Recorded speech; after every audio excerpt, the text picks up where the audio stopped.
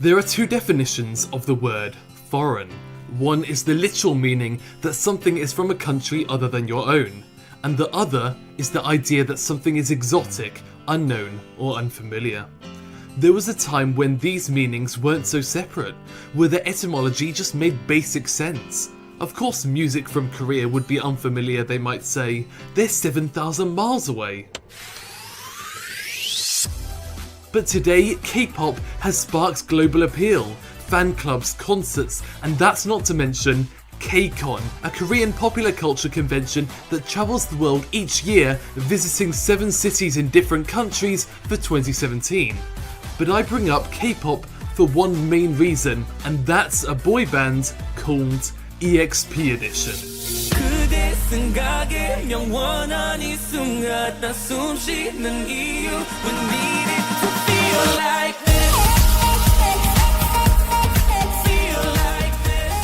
Beginning as a thesis by Bora Kim, a researcher investigating the global popularity of the K-pop genre, she assembled the group in 2015 with the catch that none of the performers were Korean. The experiment has received constant backlash, with some describing it as an affront to the K-pop subculture and many recommending they just do normal pop music instead. And that's an option. We can just abide by what we know. As someone from Australia, I can just stay home and raise kangaroos, but there's something amazing about breaking down borders and globalizing entertainment. And if there's one medium that seems to be benefiting the most from becoming a part of global culture, it's anime.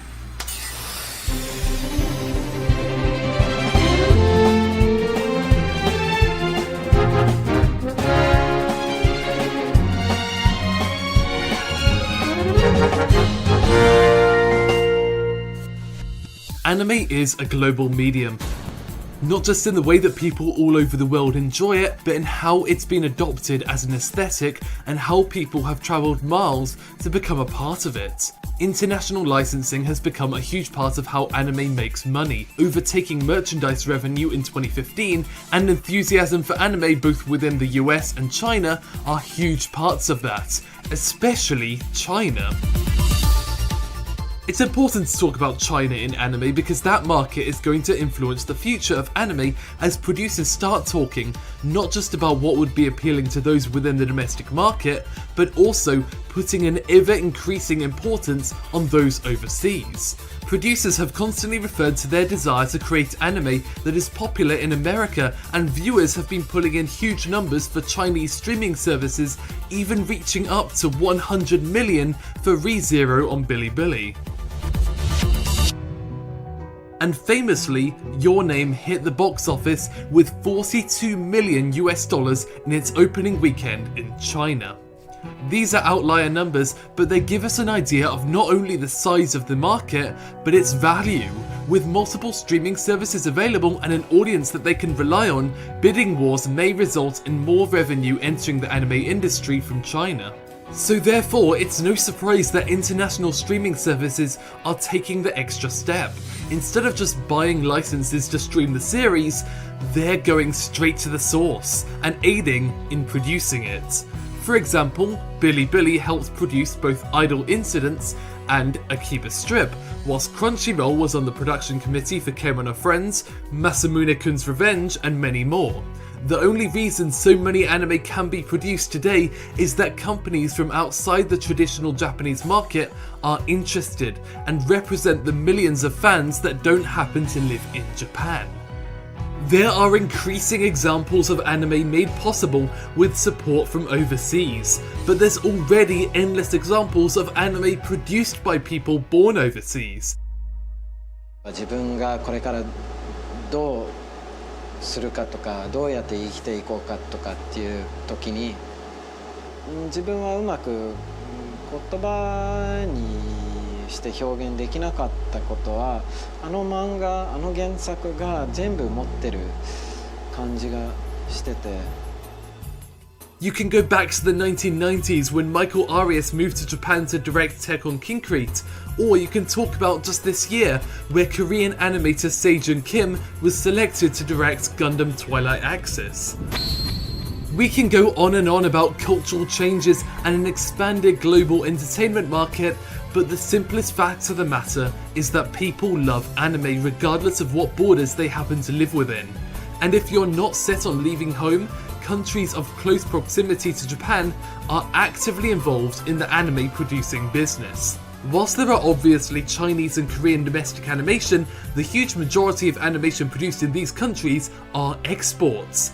Whilst in Japan, studios will decide on the location for their building based on the proximity of business partners. But the reason many Korean and Chinese studio heads gave for their location was basically, it's close to the airport.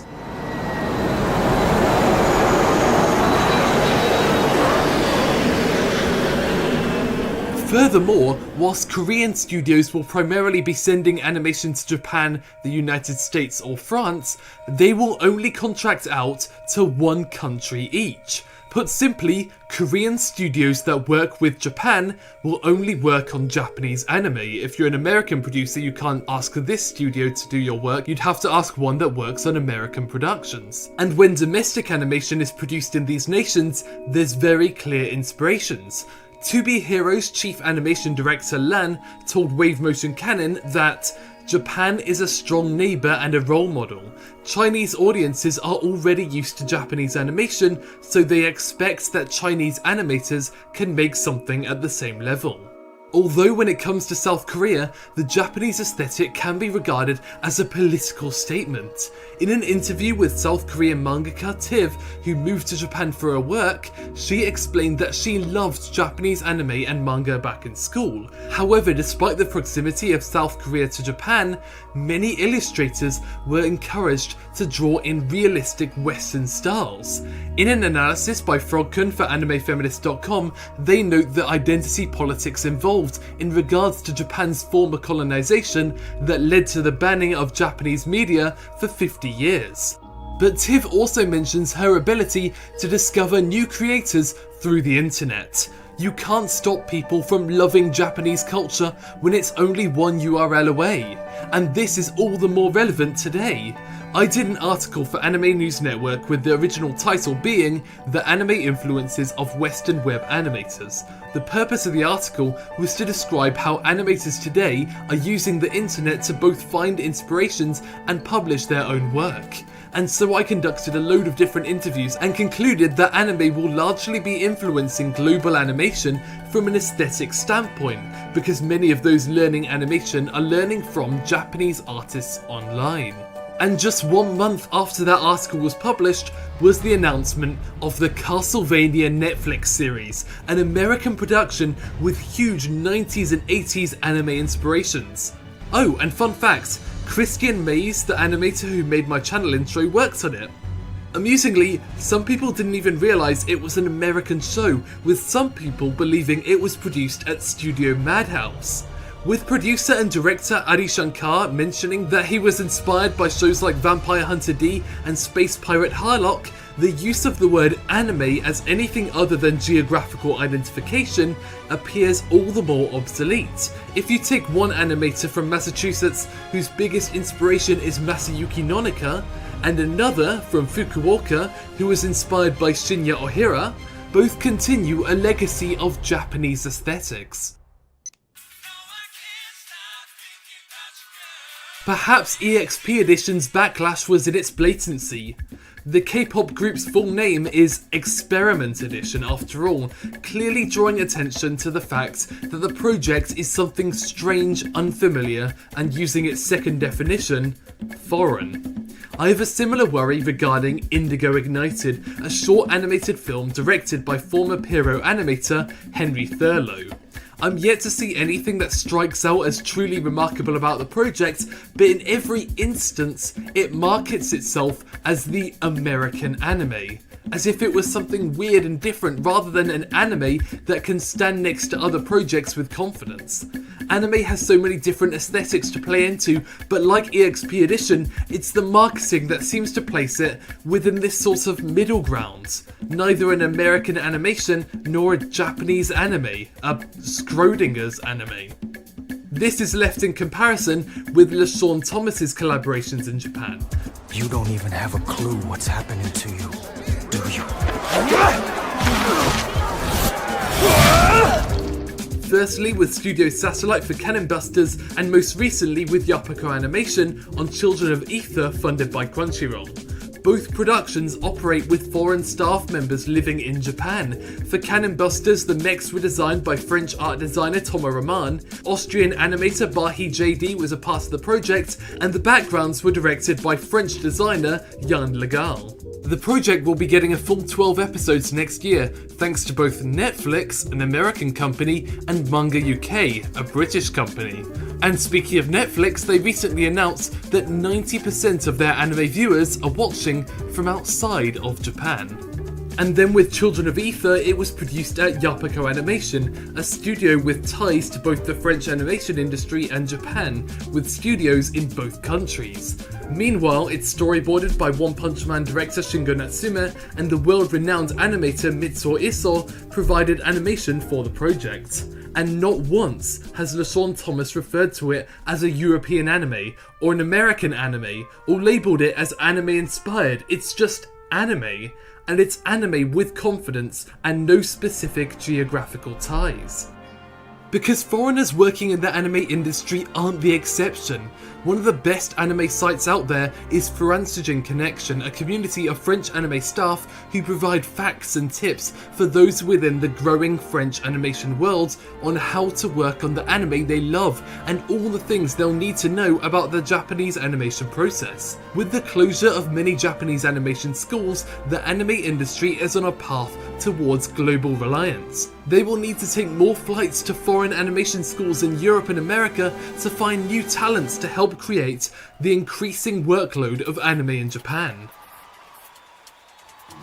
And so, anime is a global medium. Its popularity worldwide has inspired both companies and individuals to want to become a part of what was once uniquely Japanese.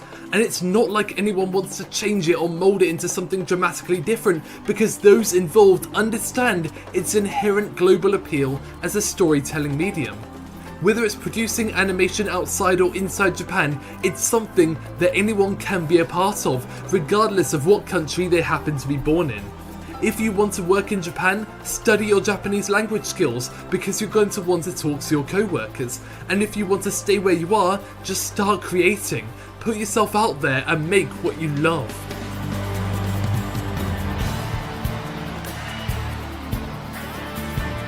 Thanks for watching the Canipa Effect. Various sources and further reading are included in the description. But before I go, I want to thank these amazing people for supporting the channel on Patreon. In particular, I'd like to give a special thanks to the marvellous Mancotula Plant, the almighty Albareo, the magical Mike Tamborelli, the infallible Isaac Wu, the happy Hadiz, the adventurous Austin Hardwick, and the heartful Hamad.